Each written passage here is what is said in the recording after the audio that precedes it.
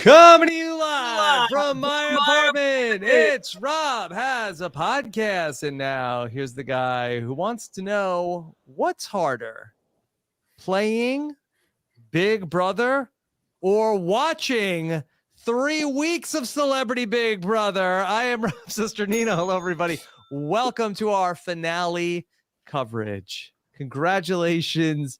Misha was the unpredictable finale that nobody saw coming. Misha defeated Todrick 7-1.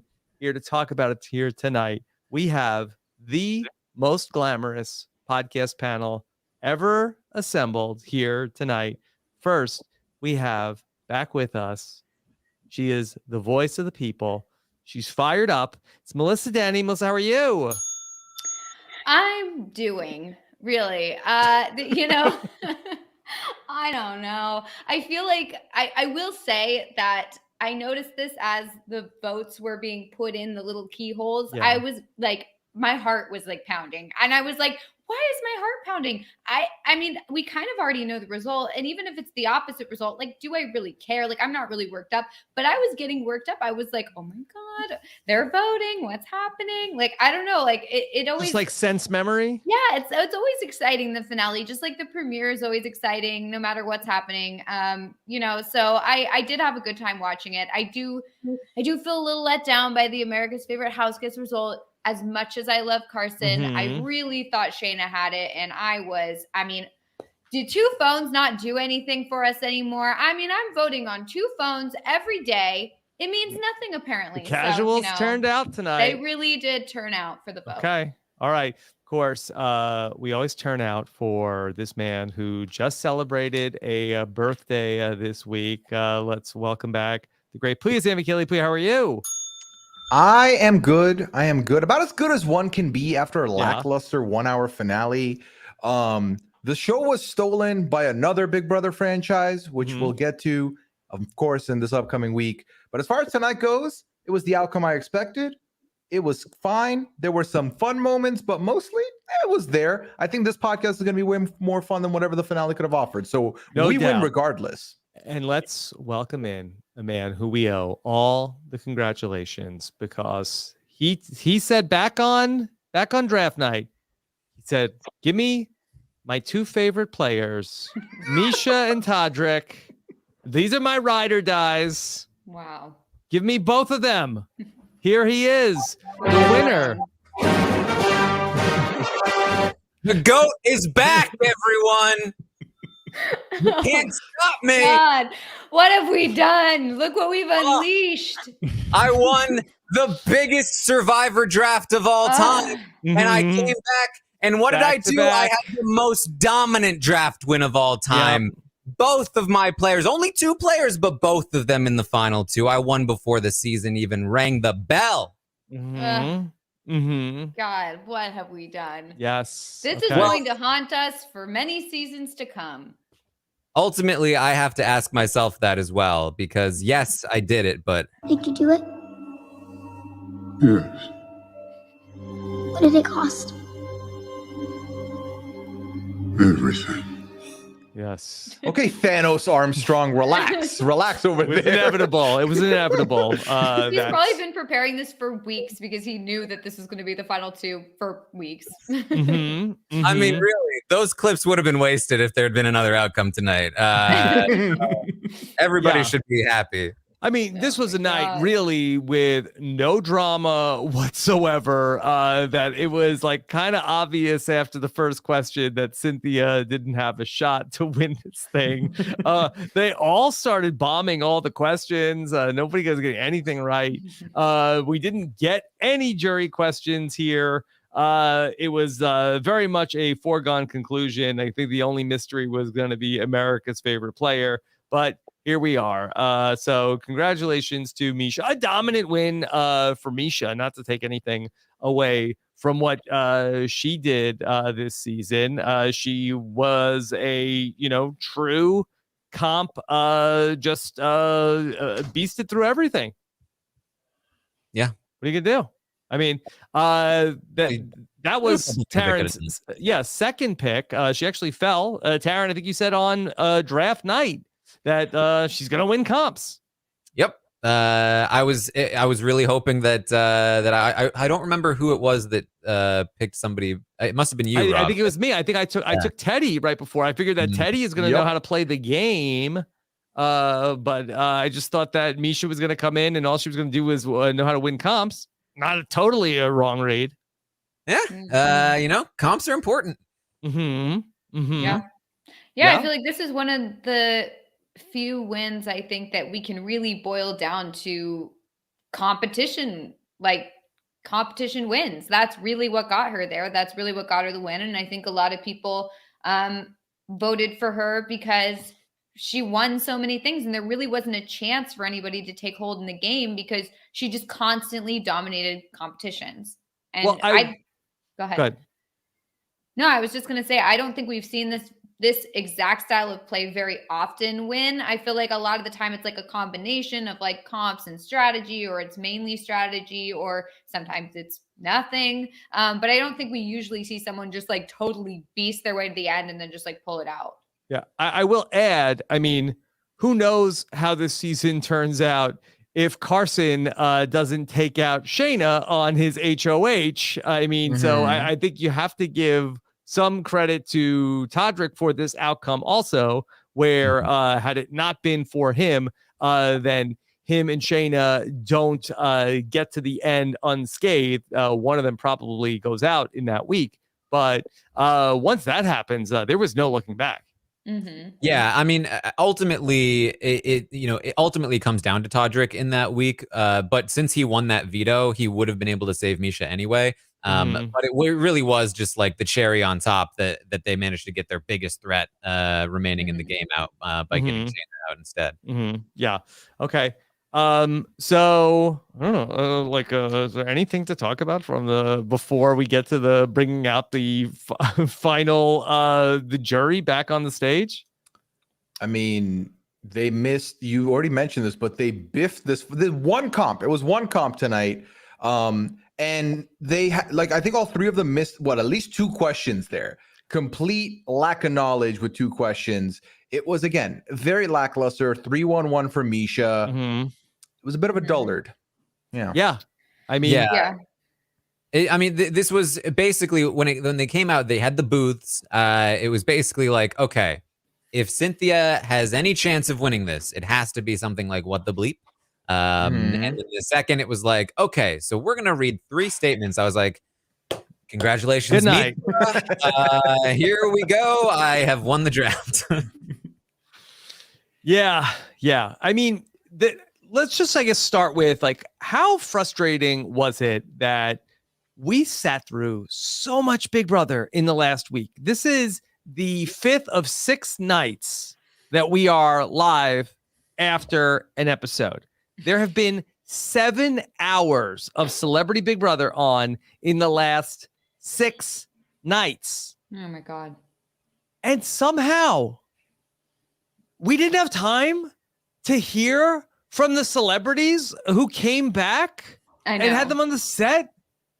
What the hell? Who thought this was a good plan? This is what I ranted about last night, where I said, this whole structure of the last week is terrible. I do not need to see a live HOH comp on the finale night. Give that to us a few days before or whatever. And then, there's so many days that are airing Big Brother. Give that to us beforehand. Then you dedicate time to jury questioning, actually taped jury questions. So that way it's it's not just read off the cue card. They can actually have a dialogue with the final 2. Why not? I don't know why they're not doing that. We've been over this every year. They just are never going to change this format. And it's really unfortunate because it's doing a disservice to the finale. We want to see and hear from the previous house guests, especially when house guests are sequestered in jury and we can't hear from them. And then we finally get a chance to have them back on the stage, back in the mix. And then we get some pre-tape or some live reading of a random pre-picked question from production. It's always, and this time we didn't even get that. We didn't even get that. I don't even know what they're even doing. Right. I mean, I'll keep it a stack with you. I agree with everything you said. I would have taken a cue card question. I would have taken the only person in the Big Brother sphere that should be happy that there were no jury questions is Todrick. I wanted him to show his entire ass with every answer, and I wanted more eye rolls from Todd. I wanted more reaction from the jury. The cue cards would have delivered that. The fact that we didn't get that was criminal. And also, justice for my guy Chris Kattan, who like barely was there. I mean, don't bring him on. Don't make him travel at this point. If he's not even he's gonna be there for 20 seconds. Well, Chris Kattan just showed up, right? They did not send the invite to Chris Kattan, but he was like, "Hey, I want to be here." And they're like, "All right, fine." I mean, I can't turn him away. But, they could have gotten the questions into. Okay, for whatever reason. Okay, we only have an hour tonight.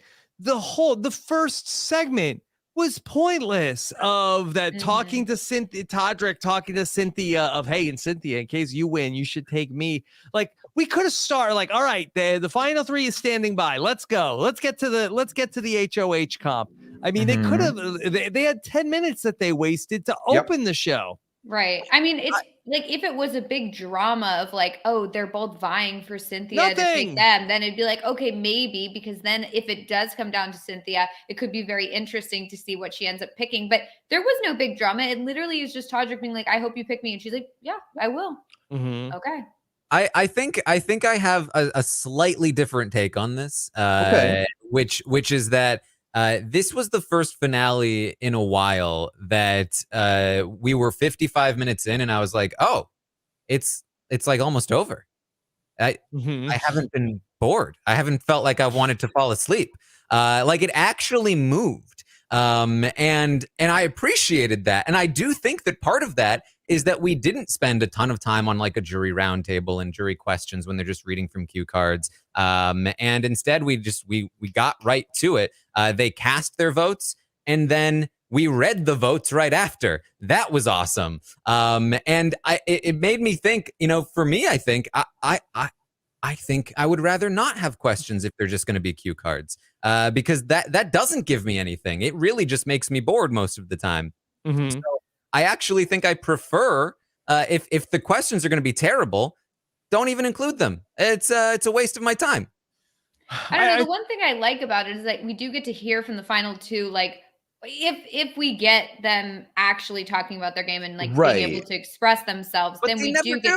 When is well, that I do feel like we've seen that before. Like we have seen that previously. Like I don't know. Maybe I'm just thinking back to Big Brother Canada or something. But like I feel like we have seen them be able to kind of explain what they think their game was. And it is, some of the questions can be interesting. Some of the questions are not interesting, obviously, but like, and obviously I would prefer not pre-crafted questions from production, but like, I do like to hear what they think their game was, like what they think their big move was. And then like how wrong they are or how well they recognize their game. And then you do feel one way or another about, the winner. But obviously, like I tend to agree with you in some ways that like this finale was very fast, and sometimes I do get really bored during the finale. But I think that's more a problem with the finales themselves and the way they do the finales versus like this finale being really good or really like well done. I just think that like they're bad all around. And I guess your point is like, well, at least they didn't have the super bad parts. So at least we got rid of that and it was fast. What I would say is the worst part of the finale is usually like they do part one like on another part, but like the part two of the HOH, I feel like is often just like nothing burger. 25 minutes of just dreck. That is like the first half hour of the show. I'm really glad they got rid of the part one, part two HOH thing. Like just do a regular HOH and be done with it. Right. And to go back to what you said initially, Rob, with the first segment, we didn't need it. In any other season, I will allow them. If they want to, we had an episode 3 days ago. Here's the finale. Like, get a recap of maybe what might be happening. We literally had a 2-hour episode a day ago. Like, there was a double eviction, and Todrick clearly did not want Cynthia on the block. So we already know their dynamic. We already know who she's probably going to lean on. That's why I don't think we needed that 10 minutes. That 10 minutes could have been inserted somewhere else. And the sheer fact that it wasn't, I don't love. I think to side agree with Taran a little bit on this part in particular, given how much of a drag this season has been, I happy that at 9 p.m. I could get up and leave? Yes, because we've been done with this. But I think ultimately I can speak for a lot of people. Everyone wanted blood. All the machetes were sharpened. Everyone wanted Todrick to sweat it out and like to give his answers, even if the result was foregone. We wanted that moment. And unfortunately, we didn't really get that moment. But I'll tell you this, the celebrities did deliver with the one-liner. So at least we got something. Yeah, they did. I do want to be clear. Like, I would have taken the entire hour just being a free-for-all where they're talking to Todrick. Like, that would have been the ideal. But we're never going to get that, especially on the celebrity edition. It's just so frustrating because the 2-hour episode that we had on Monday was such a nothing burger in itself that they wasted so much time on Monday. And then we get to Wednesday and it's like rush. Well, you had 2 hours on Monday and we did nothing. We were I could go back and look. We were talking about cauliflower ears. We talked about so many pointless things. Yeah. Well, it's also like we don't need to see the house guests in the house for any longer. Like, you know what I mean? It's like there wasn't anything fun on the feed, so it's like get vote them out already, so that way we can just have a final two, have them answer the questions, have a real situation, and then do like a longer finale, like have that final HOH and kick out of Cynthia be on Monday, you know? And then that way it's like, well, we already know the final two, but who cares? Like we at least we want to know the winner. Like, it doesn't change anything to know the final two in advance. Right. Unless people are really rooting for Cynthia and they're like, if Cynthia's not in the final two, I'm out. But I don't see that. Nah, like whether it's a 3-week celebrity season or a 90-day regular season, once we get to final 3, we've seen enough of these people as we need. We don't need any more of their in-house stuff. Move it to the dynamics with the jury. Move it to that area. That's what matters more than anything now. We don't care about the rest of that. Then tell me if this is out of bounds. Cynthia got voted out tonight. Did we need to stop down and do the interview with Cynthia? I mean, that we spent more time on Cynthia, who I'm sure is lovely. I'm sure is a wonderful person, but was a complete nothing burger to the entire season. And I might even say a net negative in that she was right there with Carson, Thelma and Louising this thing right off the cliff, that she was the only vote for Todrick in the end. Yeah, I mean, I'm fully with you. I think that it's the sort of thing where had this been the Shayna of the season out in third place, then we would have. That's the only thing we would have cared about. But they knew. But they knew this was going to happen. Like, I think the ultimate lesson here that we've learned over the course of Big Brother's history is that they are not flexible over there in production, and they do not want to do any more work than they need to. So they will streamline and strictly sort of adhere to their thing, no matter what. We spent more time talking to Cynthia than we did talking to the winner. I would love to see Julie sit down with Todrick. Both of those things would have been way more interesting to hear whatever Cynthia has to say about the game. Cynthia, by her own admission, knew nothing the entire time. Yeah. It's a failure. What was it like knowing nothing? I really like. They need to do more. I think they should do more. I think that they're failing their own show, that they don't do more in the finale, especially with the winner and the runner-up and all of that. But I mean, the lack of reunion continues to be just completely wild. I just like the more I watched tonight, and then when Carson won America's Favorite House Guest, I just like I've officially accepted that like they're not doing this for us. Like for us. Tonight was the night you found that out, Melissa? No, I mean, like I always thought, like I know I'm being serious because like I always thought that like they weighed equally, like, you know, they just couldn't, because of like red tape, do anything to actually like cater to super fans. But I feel like it's like, now I get why. I mean, like you saw Reddit and Twitter completely aligned in voting for Shayna for America's favorite player, and it did not matter. It did not make a difference. The top and three. we have people like my parents who love watching the show, very casual viewers, casual fans.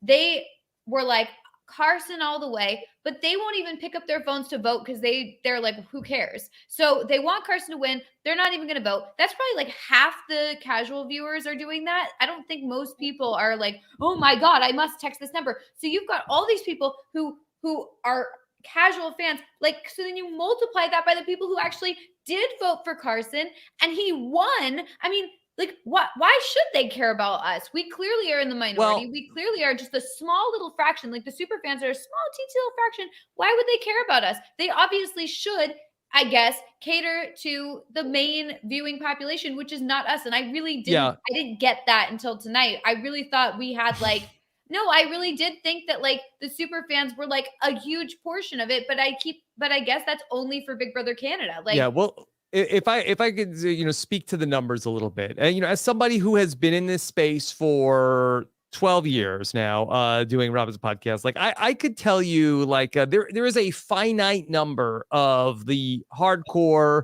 super fans of these shows, and I believe that number to be somewhere in the neighborhood of 50,000 to 100,000 people who are the sort of like hardcore super fans, or maybe it's 150,000. But in terms of then compare that to the number of people that watch the televised shows, now I think those numbers are getting closer, as like it's not 10 million people that are watching the shows. It's it's not 6 million people. It's I think that we looked at the other day, I think it might be around 3 million people watching the shows, but that's still what, 30 times more people that, or like to the casuals to the super fans. So if unless the super fans are outvoting the casuals, 30 to 1, and there are times when like that moves the needle, especially when we talk about Big Brother Canada, which has a smaller overall audience. But I've seen times when the super fans didn't come through when it came to a Big Brother Canada vote. Yeah. I actually, I hope it's okay that I share this, because I recorded your reaction during the America's Favorite Player reveal. Yeah, I do. This is so scary. Carson, yeah, that was me. How did you get that footage? Wow. I have my ways. No, it's just like, I don't know. It's just, I guess I'm just like part of like the super fan community that I feel like it's bigger than it is, or I feel like it's more important than it is, I guess. And so I'm sitting here, kind of, I was very surprised, to be honest, when the vote happened, or when the vote was revealed, because it just felt like, oh, okay. I'm not part of like, I don't know. It feels like when you're like watching politics or something, and you like think you like are in your little bubble, and you think that it's going to go a certain way. And then it's like, oh, actually you're not part of like the majority. You're part of a teensy little minority. So I just feel like I kind of understand now why CBS doesn't care about us at all, and does nothing to make the show better for all of us, because they don't need us. Yeah.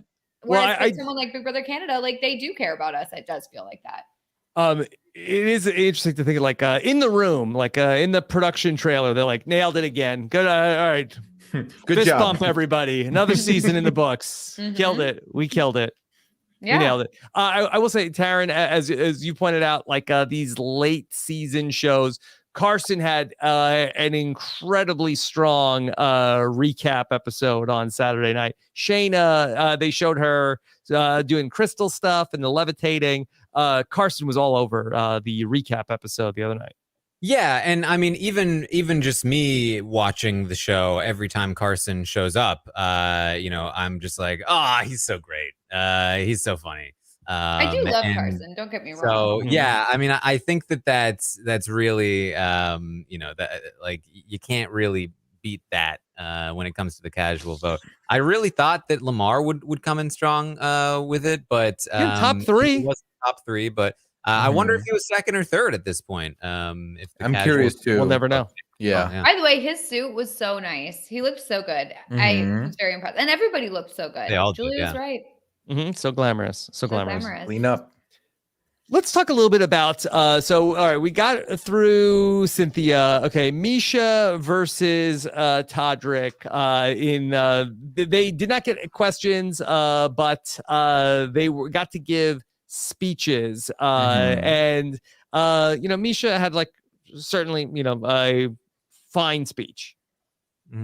Okay. Todrick had a couple of interesting nuggets here, Pooya. Todrick How dare tells you us use the word nuggets in negative means like that, Rob? How dare you? Todrick's biggest influence for Big Brother. I came into this house hoping to make it this far, but I never thought in a million years I would meet a dynamic duo partner like Derek and Cody, the people I fell in love with when they played this game. Do we know that Derek and Cody are the origin story of Todrick? Is this new information, Taran? I wouldn't say they're the origin of Todrick. I also felt like it was a bit of a choice for him to mention Derek and Cody to Misha when Misha was picking who to bring to the final two. Like that's like if she knew her history, that might be a moment where she's like, oh, wait a minute. Yeah. I should do something different. Obviously that would have been bad though. But yeah, I mean, people like Derek and Cody. They really want to be Derek and Cody. Okay. So well, plus he says he always recommends to that people watch Big Brother 16 and 19. They said those are his favorite seasons, I think he said, or 17. He didn't say 17. He said 16 and 19, right? 16 and 19. 16 and 19. Yep. Yeah. That was the taste that he decided to put out there. Yeah. I mean, continually recommended by production as well. They're always showing 16 in Sequester. This is another situation, I think, where it's like, the super fans don't love 16, but the casuals do. They love it. I mean, listen, yeah. Tonight, go ahead, Rob. also, Todrick revealed that he is the biggest Big Brother super fan. He has the contestants at his house. He basically eats, sleeps, breathes Big Brother. Has any other contestant gone to his house aside from this past season's contestants? I feel like it's not a usual thing. Devon, Bailey, Tamar. Yeah. Did they? Yeah, there were some more. Prior to the Big Brother 23. He knew Tamar before. Yeah, he found out about the show on Facebook last season. Like he is new. He is new. He is masquerading as a super fan and giving us a bad name and putting out 16 and 19 as the picks. Production, Todrick, all super fans. We're the casuals, if anything. Yeah. What do we know? Pooya, was on The Masked Singer, was his costume a Big Brother super fan? I mean, could have been a good one. No, he was the bull. And everything he said this season was bull. So in character, all the way through in 2021, 2022. Yes. All right. Before we get to the final two speeches, so we brought out the jury. Carson wanted to address the floor, apologize to Shayna. I mean, he has been, very much effusive in his apologies, falling on his sword on social media the last couple of days. Melissa, did it take any of the sting off of the Shayna eviction to have Carson be so sorry about what he did? Certainly. I mean, I think I did like his correspondence with Shayna on social media and kind of just I feel like you don't quite get a lot of that from both ends. I feel like either someone won't apologize or someone will apologize and the person won't accept their apology. And it's just this awkward thing after they leave the house. I do appreciate that he's hey, I really like you as a person. I made a mistake. I'm owning up to it. She's saying, absolutely, I love you as a person and I accept that.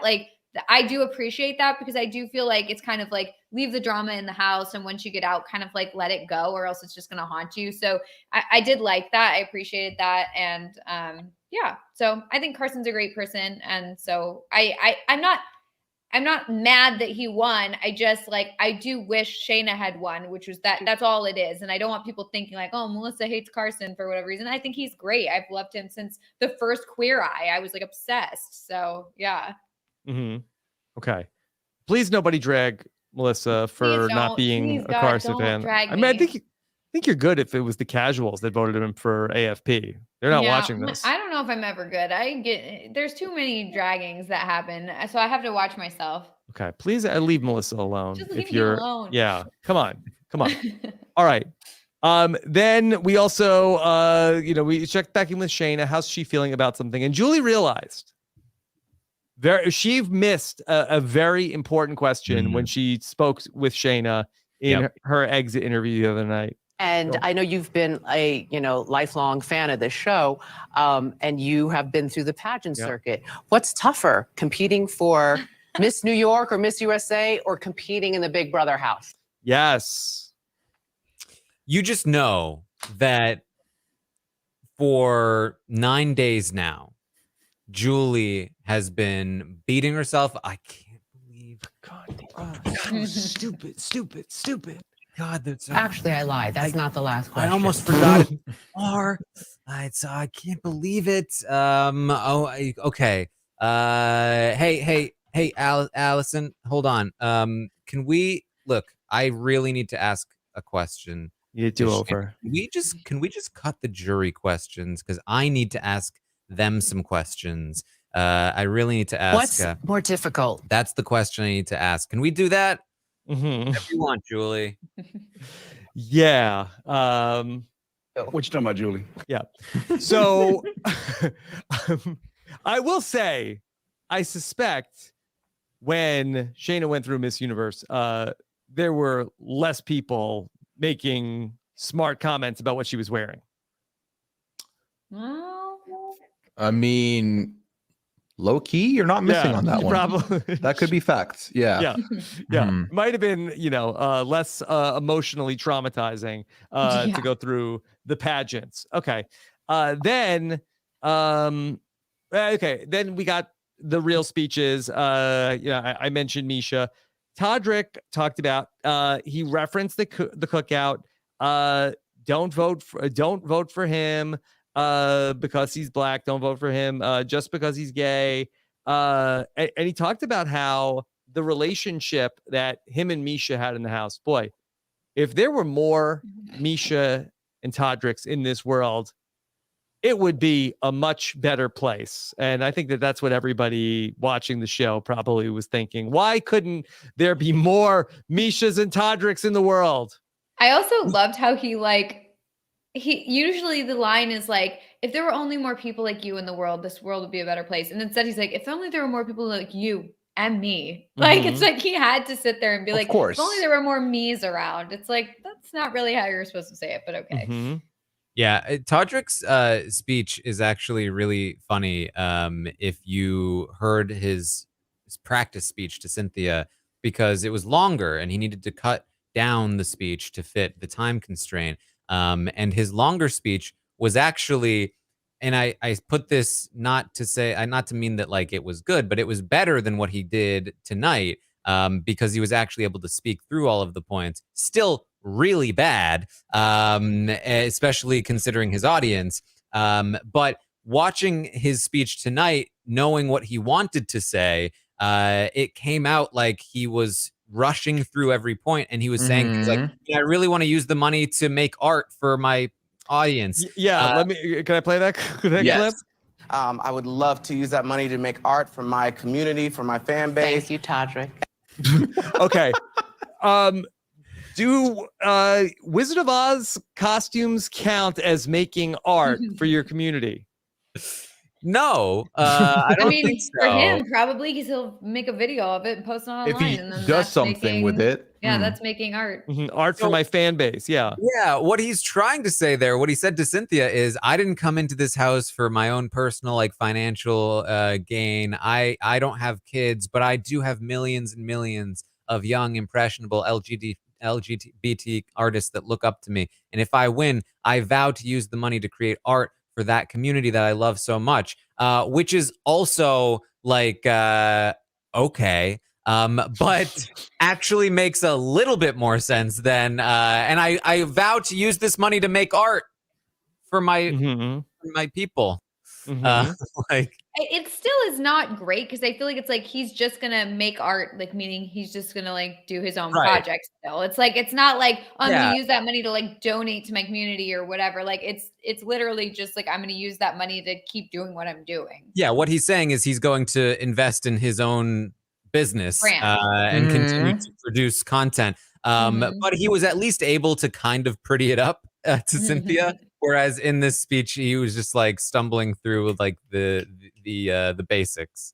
It's got to be hard though. They give you no time, and it's just like, come on, let's keep going. You know, it's I would be stressed out. And you don't have like the chance to like write it down in the house, so you can't like just memorize it. It's like you have to, you know, I don't know. It's hard. He intended to say, or when he said, "I came into this game and as a super fan." You know, he was going to say, I expected to backstab and manipulate, but then I met everyone and I realized that this group would respect loyalty, transparency, and honesty. Yeah. So I pivoted.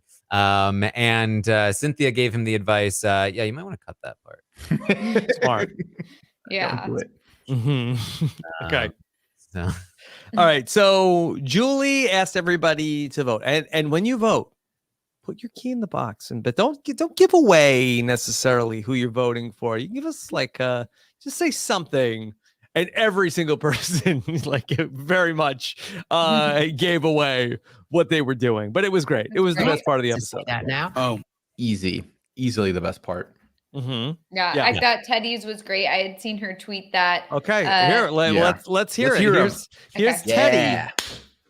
One of your favorite movies is Wizard of Oz, but you've forgotten that we could see behind the curtain. Oh. So I'm going to choose the lesser of two evils. So we're gonna like power rank these, right? Yeah. Well, let's please. Yeah, that's a good idea. Sure. Are there any other Wizard of Oz burns out there? Like your favorite movie is The Wizard of Oz, but which is it that you need most? A brain, a heart, or courage? Or all of the above. Yeah. Or do you just need to go home? Yeah, I don't know. I thought hers was really good. I had seen her tweet that, and I saw someone respond to it and say, like, you should say this on finale night. We don't care. We've already seen it. It's just so good. And I agreed with it because it was really clever. It was good. I think ultimately you do have to dock some points for the fact that we've seen it before. And then she also fudged the line, the lesser of two evils. So, you know, little docking some points for that. But it was very good. I think this is a contender for top pick. Definitely. All right. Good start there by Teddy. I didn't pull the ones that weren't that interesting. Mariah voted. What did Mariah say? She respected. She respects competitions. Okay. And this person beasted. Which is, which is fine. I mean, I like because in his speech, Todrick did try and throw some digs of like, I didn't win, like winning. I don't want to win on over just competitions and stuff. I wanted to do this game justice and blah blah blah. And Mariah was like, no, disagree. Okay. All right. Here comes Chris Kirkpatrick. Wait, did you know Chris Kirkpatrick backdoored himself? I was my first time finding out, Rob. Speaking of stuff we'd already heard about, it's his favorite thing he's done this season, this year even. Yeah. Okay. Here's Chris's vote. Came into this house, tried to lead with integrity, so this is for my son. He would have me do it no other way. Congratulations. Oh. So good. So good. Yeah, because I didn't get it at first. At first, I was kind of like, oh, okay, whatever. And then I was like, oh my God, the son comment. Like, it totally, I mean, I don't know if Todrick caught that, but he should have, because that was good. Okay. Yes, this is great because it's not a direct attack. It's it's using what Todrick tried to use against him back at Todrick. I think you do have to dodge 1 point for using the word integrity. But otherwise, this is a very, very good one. I agree. -1 for using integrity, but then +1 for a callback because we do love a good callback. Yes. So. Yeah. Okay. Really good. And then this is the other one that I have a clip pulled for. We have Shayna. The one thing that this vote ensures is that I will not ever have to hear your voice again. Fire, flames. So good. Very good. full on fire blast attack. Did not miss. It was super effective. Super effective. It's classic. She doesn't miss. Yeah. There you go. Yeah. It's great. It's great. Yeah. I also really liked Todd's. Just Oh, super I liked straightforward. Todd. Yeah, I liked Todd's because it kind of explains things. Yeah. He was like he's like, I'm not like gonna say a clever thing. I'm just like, look, everything was good until I watched the live feeds. It turns out you guys suck. Well, can I ask a question here? Like, what was it that Todd saw that was there any incriminating footage about Todd, or that he just like read the room and like, oh yeah, everybody's pissed? Yeah. I think if we're being real, it's less that he saw the live feeds and more that he saw how much people hated Todrick. He saw Twitter. He might have seen one or two clips. I think the thing that stood out to me in his exit interviews was the accusations of him potentially being homophobic from Todrick, or one of the things that was asked in either Mike or Sharon's interview. So I think that might have been something he saw. But the best part of Todd's eviction was late at night when he had left, him mentioning at Shayna, DM me, at Teddy Mellencamp. Let's get it. Can we talk real quick? So he did some research, +1 for saying live feeds and making it validated that live feeds are important, because I feel like the show doesn't give that its due enough. So that was good from Todd. Now, can I quickly bring up Lamar's? Because can we find out, can we as a squad here try and brainstorm what in the world is the tattoo that he got this morning? I wonder if it's like a Kobe tat. That he said he wanted to bring the Mamba energy the other night. This was the tattoo that I wonder if on Lamar's Instagram, if he's posted a picture of it.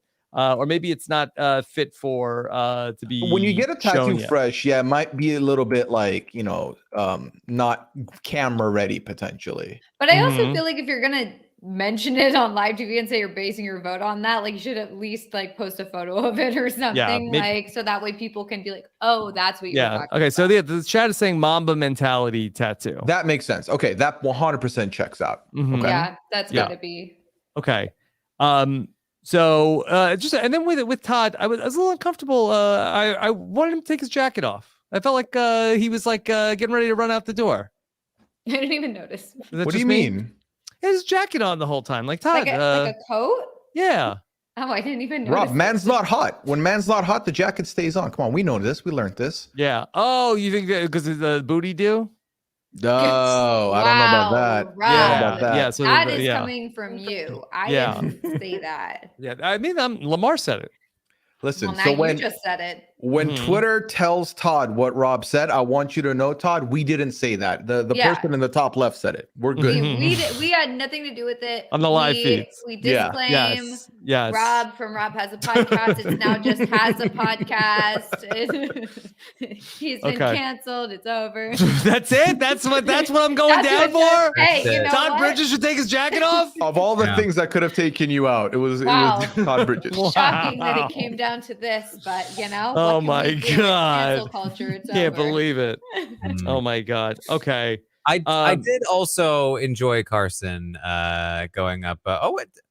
Where did I put my keys? Like not having it. You better not. It was a good tension breaker because he was kind of in the middle too. So it was nice to get him, put a little comedy in it. It was good. It was a classic Carson. But I think that sort of just like fits Carson's whole vibe is just like, I'm above this drama. Like I'm not gonna get involved and lay down with dogs and get fleas on me. Like I'm above all this. I do like that, and I feel like it really solidifies, or I guess reassures or reaffirms my impression of him prior to him going in the house. I always get worried, when you know someone before they go in and then you see them on the live feeds and you're like, oh God, what are we going to get? Are we going to get is this actually a good person, or is this, a bad situation or whatever? And he's just exactly as you would hope he would be. He made a mistake in the game, but it was just a mistake. You know what I mean? It's not, and even then he apologized to Shayna. even when he really didn't necessarily need to apologize, but the fact that he went ahead and apologized and said, like, look, like any, ill treatment that you had in the house, I'm so sorry, blah, blah, blah. It just made me feel like he is such a really great guy. And it just made me happy to know that he is the way he presents himself. Mm-hmm.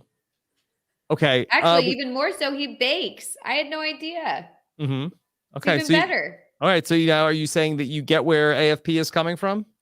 Well, look, I've always understood it because I like Carson, but I was hoping for a different result. Okay. Let's go to the counting of the votes. Taran, we started with Cynthia, mercifully. Yes, man, it felt like it was neck and neck there for a second, 1-1. And, I mean, I was wondering, will this come down to America's vote? It was a very serious matter. I put a poll up on Twitter to make sure that we were independently verifying America's vote, just in case this came down to a tie. And Twitter did decide that Misha would get their vote. So obviously that was. I'm surprised that we didn't just note that just in case it had gone to a tie. But yeah. Yeah, you bring up the America's vote. We didn't get the results from that. But Julie said it was only going to be in the case of a tie. I would have loved to have seen the results. I would have loved to have seen the results. Now we'll never know what 90% of the vote was Misha. I want to know what that second integer is, and I don't know that we'll ever find out now. Yeah, that would be a great what it's not quiplash. What is it? Espionage. Espionage. Yeah, number Wang. What was the percentage of votes for Misha? Yes. Yeah. No, and Sharon pitched it to her like, can we on her interview, can we get this? And Julie was like, that's a good idea. I'm gonna pitch that to the producers. Maybe that'll be fun for a reveal. You were right, Julie. And they said, nope. No, I think they probably said yes, but then Julie was like, actually, I lied. That's not the last question. What's more difficult? She forgot. She needed to make sure she remembered the one. Yeah. Well, when Misha came out, she won and then went right into Misha. Be honest now, Misha. What's more difficult? Going in the octagon and competing as an MMA fighter or competing in the Celebrity Big Brother house? Going in the octagon. And then she was like, I need more. And competing as a fighter. Yes. Okay. There are other things you can do in the octagon. This is I'm sure this is exactly how Misha wanted to celebrate her win. Yeah. So Misha comes out and it's like confetti, and then everybody's just sitting there, and Julie's like, "No, you can get up. Come on, come be excited for them." I think they knew, Julie. They just chose not to. They're like, "I want to sit. I'm good." But can I just comment on something? And look, I am so not the guy of the what's with the masks? But again, all season, every person came out of the house. Hey, Julie, like, air hug. No, excuse me, I'm sorry. I wish I could. I wish I air could. hug tonight. Like, she's like, Chris Kattan, get in here. Whoa, why? If anything, this was less safe. They were in the house. They were in a bubble. They came out. Get away from me. They leave. Go out into the world. Come back. Get in here. Rob, it's because it's just that it's an excuse to not hug people. That's all it is. She was hugging people tonight. No, Rob, when they come out one by one and there's an expectation of hug, then she'd have to hug all of them. But at the finale, when everyone's there, she can pick and choose who she wants to hug and not have to very visibly, not hug somebody. Who did she hug? I want that data. Who did she hug tonight? I would like to know. I was gonna say, I think it must just be because, this was my initial thought, and it's proven wrong. But I was like, it must be because she does it. They're still part of it until finale. Once finale happens, it doesn't matter if they catch COVID or whatever. They're not coming back. It's it's over. But they're not going to the jury house. They're going out in the real They world. go So like, in the it's real not world. like, oh, you're keeping them like in a little bubble still by then sending them off to the jury house and then bringing them in. And then once finale hits, it's like, who cares? They're out in the real world. Like, Mhm. I don't get why it changes everything. Like, and also she's like, maybe it's because her duty is done. Like she was been in her own bubble. And You then think it's she, like production, but they're in a bubble. That Julie's more. Julie's not in a bubble. She's not like that's what I was wondering. Is like maybe they're keeping her in a quarantining bubble, for this season. like a quarantine, so to make sure that she can still like be healthy for the next few episodes or whatever. I don't know. Really, there is no logic to it. And the next house gets to come out and have Julie say like, "No, don't hug me." Should just be like, "Whatever, I've seen you on finale night," and just give him a big hug. Well, okay. Now let's consensual hugs, everyone. Yeah. I'm telling you, She it's just says she wants not hug it. someone. She No, says she wants Melissa, it. all right. She said, "I wish I could, but I I would can't." love Also to out. hug you. All right, Taran. So when you and I take over the network, now that Rob and Melissa are canceled, we'll really make this be a thing, huh? Yeah, no, if I end up on Big Brother, I'm gonna get ahead of it. I'm gonna be like, no, Julie, I keep the distance. I don't want to hug you. I want to be the one to say it to Julie. I'm gonna switch it back. Yeah, I don't know where you've been. Yeah. Yeah. I've been in a bubble. Julie will be like, "Oh, I wish I could give you a hug right now." Like, no, that's fine.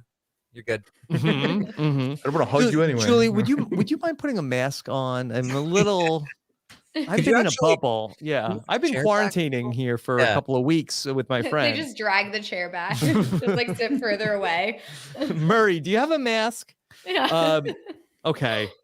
So we got one question in for Todrick. That we don't really even have time to phrase it in the form of a question. This makes Broadway look easy. 8 live shows. Yes, it does. Absolutely. Right? Julie just assumed the answer was like, you're gonna say this is harder, right? We don't have time to ask it the question. Julie knows that Todrick might not give her the answer she wants. I like Todrick is the kind of I perform every day and it is strenuous. Actually, Big Brother is super easy, and what I do every day is it's really a challenge. I think Julie just wants them to suffer. She like After wants Planet them Tour. to be like, this is really, really hard. She just wants that. It's the monster. The monster. Yeah. The monster is back. We have some questions from the listeners of Rob Has a Podcast here on finale night. Sasha Joseph asked, Rob, what's harder, podcasting or playing Survivor? You know what I told Sasha? She asked me this on Twitter. Every normal job is harder than playing Survivor or Big Brother. I mean, winning, okay, maybe it's hard to win, but to just play, how many people showed up this season, did not know one rule, anything, just sat there, played solitaire, played cards, hung out. If you did any of these things at your job, you'd be fired. Gone. You'd be fired. Gone. Gone. Every person listening, your job is harder than playing. Hold on. Is it not okay that I'm playing solitaire right now? Wait, are we not all playing solitaire right now? I mean, does anybody disagree on this? No. Winning is hard. Playing is easy. I think I could I think that there are lots of people that come out of the show who have different like levels of emotional damage. It can be a pretty scarring experience for people. So can a lot of jobs, Taran. It's very true. I mean, I'm totally with you. I think that in our capitalist society, that the fact that we have to work for a living is pretty terrible, and most jobs are terrible. I'm just saying. They can't find people to work. That people are clamoring to get in the Big Brother house. I mean, I don't disagree in that sense. Yeah. Okay. Let's take a question from Ben. Where does Misha rank out of the 3 Celebrity Big Brother winners? Okay. Interestingly, Celebrity Big Brother, all the winners have been women. That's right. Yep. That's right. So, okay. And each time a woman has beat a man in the final too. So kind of the inverse of what we've seen in the normal seasons of the show. Mhm. So I guess if we're gonna rank them, where are we going here? It's an interesting like comparison. They all played very different games. Yes. They all had very like strong attributes, like aspects to their game, and they all were flawed in different areas as well. I think that you know, I think that when it comes down to it, like Misha was great at the comps, Marissa was great at the social game, and Tamar was like pretty good. I would say the most overall like well-rounded player of them all. And I think that for me, I would go Tamar number 1. I think that the addition of like being so loved actually is a huge advantage in Celebrity Big Brother. So even if you weren't sure like skill wise by itself, I think that contributes. I'd say Tamar number 1. I'd say Misha number 2. Just the ability to win competitions. It's really big. All she needs is a couple of you know, good allies to back her up here and there, and she can probably just win her way to the end. And then Marissa number 3. I don't think she's far behind. I think they're all like pretty good. Not bad winners. Yeah, on the same page. And I mean, look no further than the voting breakdowns. The unanimous winner number 1, lost by 1 number 2. I think this is apt. And like that's like vote confirmation. I think everything else Taran mentioned as far as the reasons why I would co-sign as well.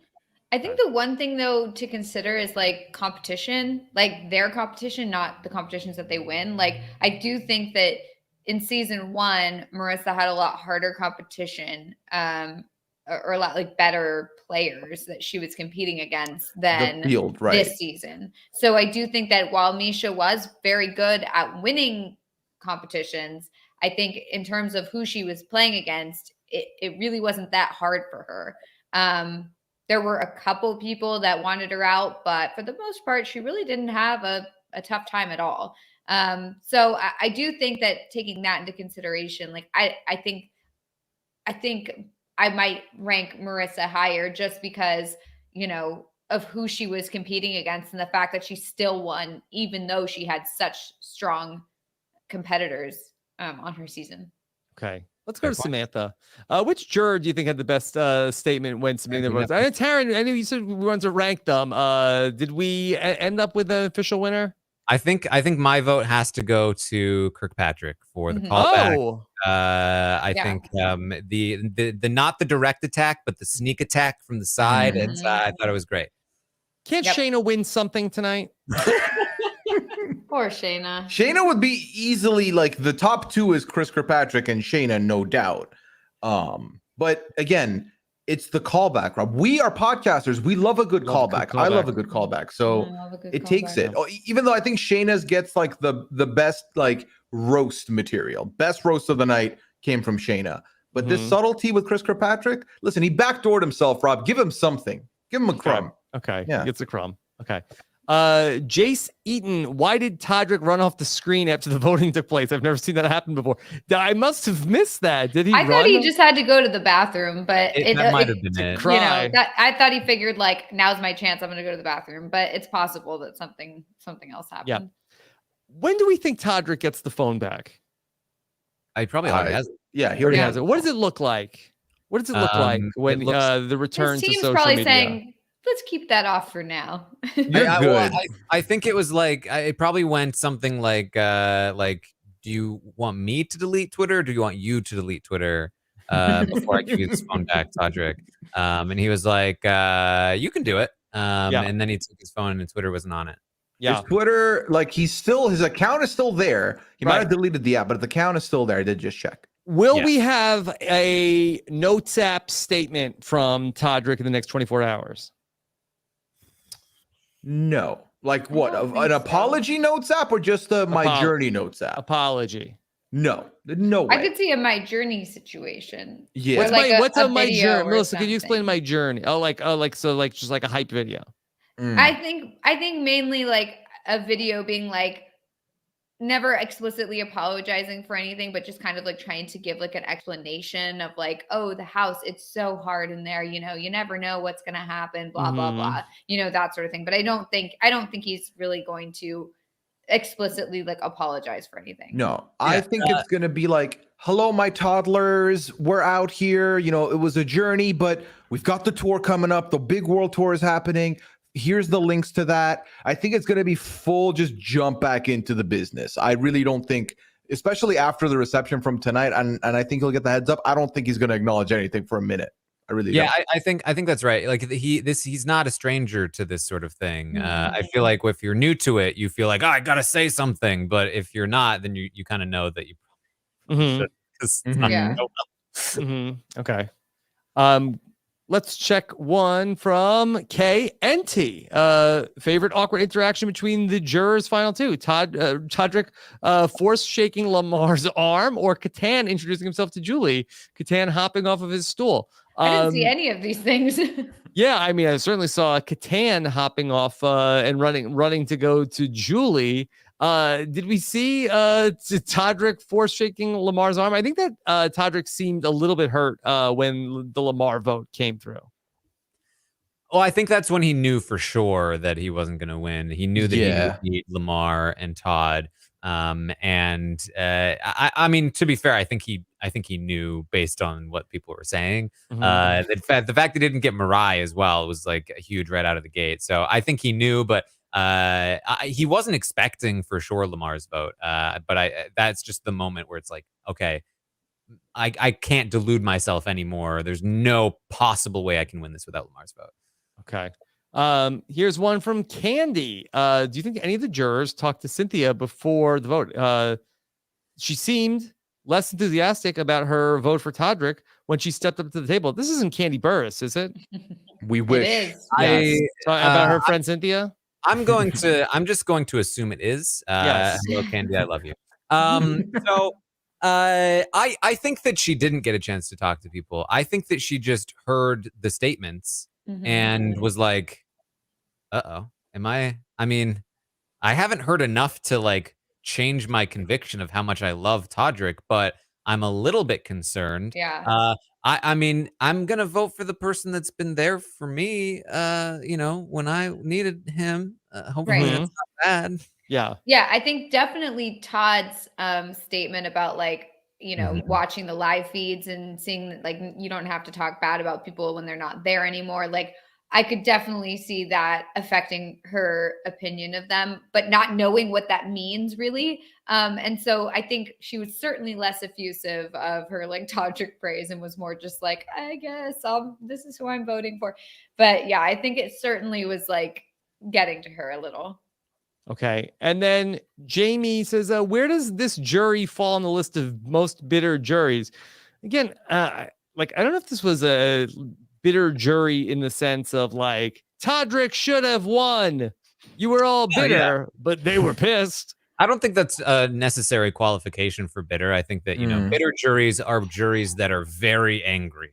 And I do think this jury was very angry. So I in that sense, I think we can classify it. I think it's one of the more bitter juries. You know, they were all very upset. I think, you know, Big Brother 14 still probably takes the cake in terms of like the level of vitriol. But bitter, I think, speaks to the wrong person won. Right. Well, I don't think so. I mean, I think bitter means that they voted against somebody rather than for somebody. And that they were very angry about it. So, I mean, at least that's the definition that we used when we ranked the most bitter juries. Like, you know, they were furious. I don't know if they were bitter. Yeah, I guess I agree. I agree with both of you. So now I'm confused, but I do feel like bitter can sometimes make me think like they're upset with the person for how they were treated. Like, I don't know, like they're upset with the way the person played the game. And I don't know if they're necessarily, maybe they are. I don't know. Like looking up the definition of bitter, unhappy and angry because of unfair treatment, which I think is pretty. Yeah. I guess normally we feel like that, okay, bitter jury and the wrong person won. The jury voted for the lesser Well, I think person. those people are like, that's a bad argument. Like a bitter jury does not mean that the worst person won necessarily. I think those are separate things that get conflated, but I don't think they should be combined. Right. Like you can have a bitter jury caused someone's loss and also someone caused themselves to get a bitter jury, but they didn't lose for that reason. Like both can happen and both can be activated in that situation, in either situation with the bitter jury being there. Okay. Yeah. All right. Let's take a question here from Julie Stylist, who says, who won Best Dressed of the Night? Hello and welcome back, everyone. What a glamorous bunch. The most glamorous celebrity house guests ever. Okay. Lamar did. Lamar. He looked so good. I love Honestly, him too. they all looked really good. I thought Julie looked great. Lamar looked great. Todd with his jacket. I thought Catan looked amazing. Mariah looked amazing. Mariah did look amazing. Carson had a great suit. Yeah, I thought everybody looked really good, but I think I paid most attention to Lamar's because I was like, "Ooh, that's a nice jacket," and everyone else was kind of like they all like collectively look good, but they didn't stand out. And let me put this out there, okay? You see me, you see what I'm wearing. This is what I wear more. I'm wearing a hoodie like 9 times out of 10. Okay, so far be it from me to be like the fashion police here. What did y'all think about Todrick's outfit? I didn't quite understand it, but I also don't understand his fashion sense. I assume it's fashion. I just don't understand it. I really liked it. I thought it was cool. I thought it was cool too. Had flow. Like, Terry, get the wish list out. We'll get it for you. Wear it for the premiere of 24. I could not pull that off. I will say that, like, as much as like everyone is like ragging on Todrick, and as much as it was like a whole like ordeal, his HOH like nomination ceremony, I thought it was very creative the way he put together that outfit. I did not like the super high pitched like HOH. I did not like that, but I did. Wait, hold on, Melissa. What was it? I'm not doing it again. I did think that the outfit was really creative. Yeah, it's horrible. Like it's like why not sing it like an octave lower, maybe something more like in like the good hearing range, like so we're not like hurting. But anyway, I digress. I just thought Melissa's like I will never want to hear your voice again. Yeah. I mean, not that bad. It sounds like we've got ourselves a plan for the premiere of BB24. Taran's going to wear the Todrick outfit and Melissa's going to sing us into the season. Perfect. Okay, great. That's for our draft podcast. That's and it. I'll wear Todd's jacket. Okay. There we go. Keep it on the whole show. Be hot. Okay. All right. Celebrity Big Brother 3. Cold. Rob. Yeah, we did it. We made it. It's over. What else? Well, Rob, I don't know if you saw because mostly Canadians saw, but there was actually a commercial Celebrity Big Brother over in Canada for Big Brother Canada 10. Yep. And in the commercial, we saw some of the cast members, one of which is one Kyle Moore. I actually I read it wrong. I saw Sam Moore is going to be on Big Brother Canada. No, can you imagine he didn't tell you? What they decided is that they needed more Kyles, and so for those that don't know this story, it's quite an interesting one. Last season for Big Brother Canada 9. There was a cast member who was pulled from the cast because of some problematic things that popped up, and there was a replacement made, a last-minute replacement, a guy called Kyle Moore, and all we had was this like tiny picture and a name, and so Twitter did what Twitter does. The internet went wild, and they searched out Kyle Moore. And they found this guy. He was this good-looking guy. He looked pretty similar to the photo. He had a podcast about mental health. It seemed like he was really cool. People were really excited about him. I believe I drafted this guy. I believe I drafted Kyle Moore, thinking he was this Kyle. And then the next day, Kyle Moore shows up to his Twitter account, and he's like, why have all of these people said that I'm on a show called Big Brother Canada? It wasn't the right Kyle Moore. It turns out that this was actually a different Kyle Moore on the season who was like a hockey player and a completely different guy. Looked somewhat similar in that photo, at least. And so the real Kyle Moore, as we call him, was like, oh, this is so cool. Like this whole so welcoming. This Big Brother thing is interesting. He ended up playing Among Us with us a few times. That's true. We've interacted with him. He's a cool guy.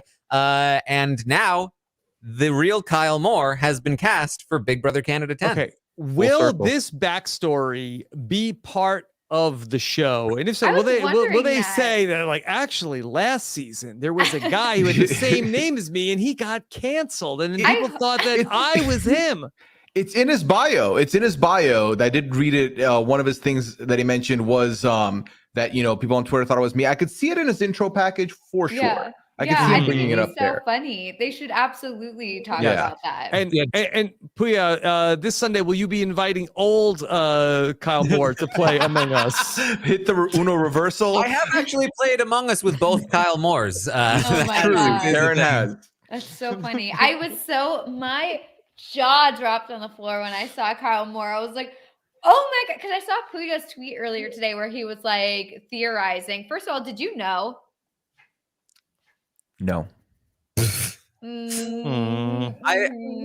I think my question is, do I get a legacy pick here? I picked Kyle Moore. No, I want Kyle Moore. Are we sure you picked Kyle Moore? That he picked alternate. I think Karen was I'm picking whoever's replacing this person. I think it was during the podcast.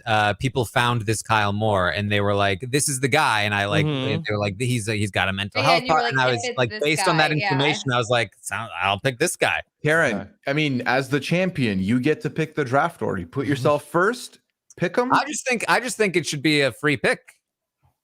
No, that's not. Well, you don't get it if a returning player comes back. You don't still have them. It doesn't work that way. Yeah, yeah. I want Kyle Moore. I literally. I was so excited when I saw him pop up. I like immediately went to Twitter and no one was saying anything, and I was like, is that not actually Kyle? Like, am I just understanding this? And then finally people were tweeting about it. And I was like, oh my God. This is so exciting. I just feel it's like, I tweeted about this, but it feels like such a simple thing for them to do. Like to cast this like good looking, like, you know, normal, fun, like guy who likes the show. Like it's such a simple thing to do, but it's such a big gesture for the fans when we had been saying all like last season, like, this is the Kyle you should have had. We want this Kyle. This is the real Kyle. And instead of just being like, yeah, whatever, poo-poo, they were like, okay, let's cast him. And it's fantastic. I think that it's like, it draws in the community. We know this guy and it makes us feel like we're part of it because everyone's basically saying like, Big Brother Twitter cast this guy. Like we did it, you know? And you know, God, hopefully I don't regret this. Has he been watching since way back when, like Todrick Hall? He watched BB Can 9. Yeah, he watched it when we all were watching it.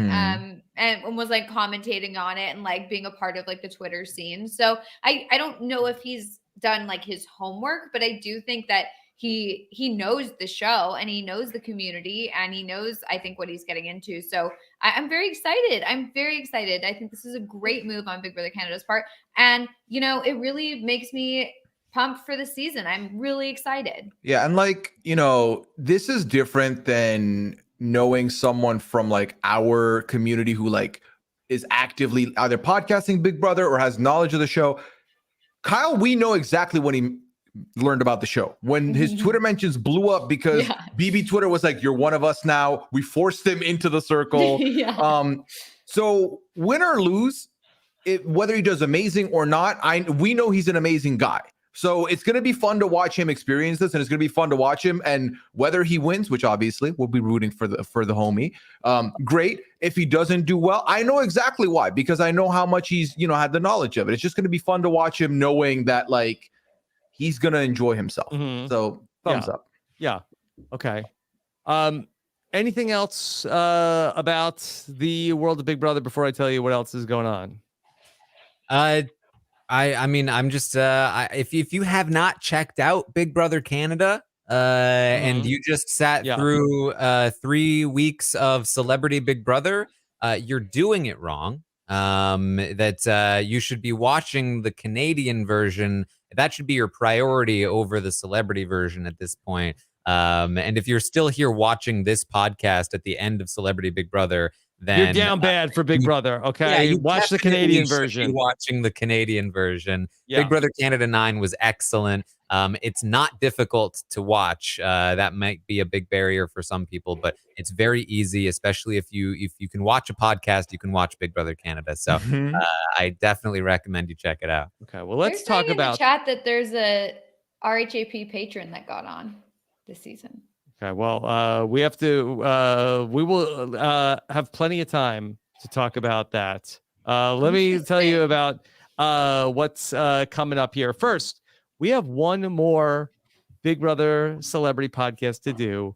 When tomorrow at 6 p.m. Eastern, we'll be back one more time with The Slop as the B&B takes over The Slop. Mike and Liana are going to be playing some games, and I'm sure talking about a lot of the social media going on over the last or 24 hours from now about Celebrity Big Brother for the Patrons Robbins podcast. Join us live at 6 p.m. Eastern for The Slop coming up on Thursday, and we will close out the Big Brother celebrity season. Then look who's going to be back together tomorrow, okay? No live feed update, but Taran and Pooya are going to get together and talk about what we know at this hour from the game show, Big Brother Canada 10. Taran, what time is that happening at? Around 2:30 Eastern. So we will be checking out the cast, giving our reactions to Kyle Moore. If there are other people, other patrons, we'll be running through the bios and everything, just giving some thoughts, giving a primer. Should be a good time. Okay. Meet all 16 new castaways tomorrow. Castaways, yeah. Yeah. Well, what do you call it? House guests? Whatever. Survivor's 2 weeks from tonight. Rob. Yeah. Whatever. Hey, you guys want to be all like on your fall on the principles here. Oh my goodness. It's been a long couple of weeks. Jump to the podcast. Yeah. Wow. Okay. All right. Let's talk about the draft. Okay. The four of us and Aman will be back together for the draft. What's that? Monday night, the draft? At 8. Monday at 8. Yes. Monday at 8. We'll be back together. Taryn will work on the order. Now that I'm get winning ready. again, can I be stopped? Hey, Taran, I niced you with I gave you the winning spot. Remember this, okay? Remember this. Return the favor. Look at us, 2 drafts in a month here, talking about so much Big Brother right now. Join us on Monday night for that. We just, speaking of castaways, we just dropped our preview of the Vati tribe. Check out what these 6 people are going to be like on this upcoming season of Survivor. Mike Bloom and I have now previewed all 3 of the tribes. We have listened to all of the interviews that they gave in the preseason. So check out what these 6 players are going to be all about when Survivor kicks off 2 weeks from tonight. All those episodes are in our Survivor podcast feed at robbinswebsite.com. Pooya, what a wild ride this week on 90 Day Fiance before the 90 days. Rob, we had a 1-week gap, and then they gave us, quite frankly, one of the best episodes of the season. It was a lot of fun. We made sure that this was the exact cover photo for this podcast. Yes. Because it had to be. Yes, it was so good. Taryn, this man, Gino, right here, he is cosplaying as Captain Picard. Interesting. Yeah. It's does he have a robot friend? He has other friends. Yeah. But I don't believe any of them are robots. But no, that's just his look. He's not actually a Captain Picard cosplayer. But wild stuff this week on 90 Day Fiance before the 90 days. Then tomorrow night I'll be back once again for Joe Millionaire. For richer or poorer, you don't want to miss what's going on with the Joe Millie gang every Thursday with Jenny Autumn. It's a good time. Yep. Then this week on Rob and Akiva Need a Podcast, for all you millennials out there, look, you don't want to go on podcasts and have the rest of the panel make fun of you for saying the wrong things. We learned lots of new words that the younger people are saying, especially if you're a millennial and you're concerned about being chuggy. You're going to want to check out Millennials Boot Camp with Phil T. Part 1, and the mailbag is now in a separate part. Check that out up on Rob and Akiva Need a Podcast this week. We'll also have the weekly wrap up this weekend. Anything from tonight that you thought should have made the show? robiswebsite.com/best of for the best of this week on Rob is a Podcast. Okay, Taran, speaking of Big Brother Canada, great new Taran show this week. Yes, Poutine Poppy, Anthony Douglas on the podcast with me, the Taran Show. Great time talking to Anthony. He talked a lot about his hopes and plans for the year. And what it takes to be a lion, and how he is so good at just pumping people up. So make sure you tune in. The legendary Big Brother Canada player, Anthony Douglas. And we'll keep the Big Brother Canada players coming as well as we get into Big Brother Canada season. Okay. Ooh. All right. Check that out in the Taran Show podcast feed. Of course, look, Big Brother 24 is around the corner. We're talking about the new Big Brother Canada people. Nothing would make us more excited than to talk about when we get to Big Brother 24 about how some more Robin's podcast listeners have made it onto the show. Go to Big Brother casting.tv/home. Get your videos in. And get the hell in that house and get some people that we want to watch. Yes, okay? Please apply. Please. Hasn't Melissa been through enough? Please. I've been through enough. She's tired of it. I'm sick and tired of it. Come on. Yeah, what are we doing here? All right. And of course, we got the slop coming up tomorrow. Plus, Australian Survivor is something you can watch very easily over on our Patreon. We'll make it very easy for you to watch Big Brother Canada as well. Plus, the Patron 5 for 5 should be another good one coming up this week. All that and more in our Facebook group, our Discord as well. Last night we did our patron orientation, which we posted for all of our new patrons and see how to access everything. Chappelle stopped by. It was a great time last night. If anybody wants to go back and check that out, hit that subscribe button here so you don't miss anything that we have going on for Big Brother Canada coming up. And then make sure you subscribe to Robin's Podcast wherever you listen to podcasts, robinswebsite.com/subscribe. And then follow us on social media at Robin's Podcast on Twitter, on TikTok, and at RHAP Grams on Instagram. Okay, Melissa, we know Big Brother Canada's around the corner. In the meantime, anything else going on? No, just Big Brother Canada, and I'm looking forward to it. Okay, all right. Melissa, great getting the chance to have this mini season and get to hear from you. This was such a treat. Yes. I always love Big Brother Celebrity, even if it makes me mad sometimes. But I always love the fast pace, and I like. Yeah, it's fun because you don't get too bogged down in it and too invested because there's only 3 weeks of it. So how invested can you be? It's just fun. It's a good distraction, and it's good to have this time to talk. So. Okay. All right, Melissa, great job here in all February long. Pooya, what's coming up for you? Aside from the upcoming Canadian season, obviously, Masked Singer will be coming back the same night Survivor 42 premieres when the Survivor house guests embark on their journey on the island.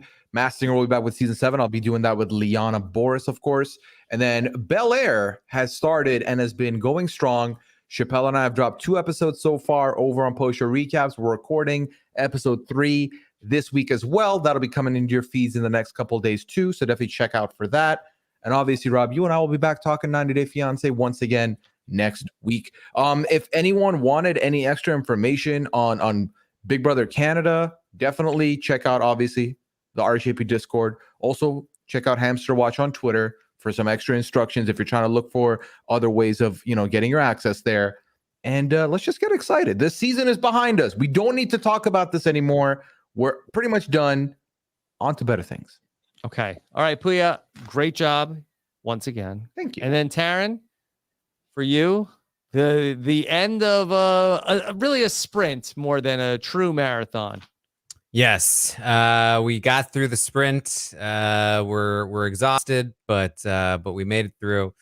Make sure you come and find me over on Twitch, twitch.tv/Taran Armstrong. I'll be watching the Big Brother Canada episodes with all of you live, just like I did for Celebrity. Should be a little more fun.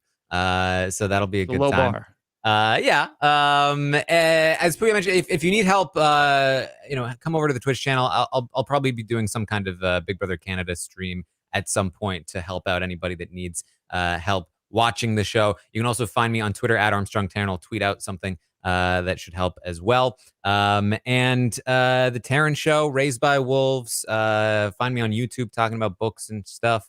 That's about what I've got for you. So thank you all so much for joining me all season long. Yeah, thank you, Taran. Another round of incredible coverage of a season of Big Brother in the books. Kudos to you. Perfect attendance on the live feeds. Once again, your services to the Big Brother community is goes on and on and on. Incredible. Thank you. Thank you also to our audience who stuck with us. Somehow 4,000 people were here tonight watching our coverage of the recap to maybe not anybody's favorite season of reality TV. So thanks for the support. We really appreciate you coming in, night out to hang out with us and talk about and sometimes commiserate about these seasons of Big Brother. So thank you all for hanging out with us. On to bigger and better things with Canada 1 week from tonight. Survivor 2 weeks from tonight. Take care, everybody. Have a good one. Bye.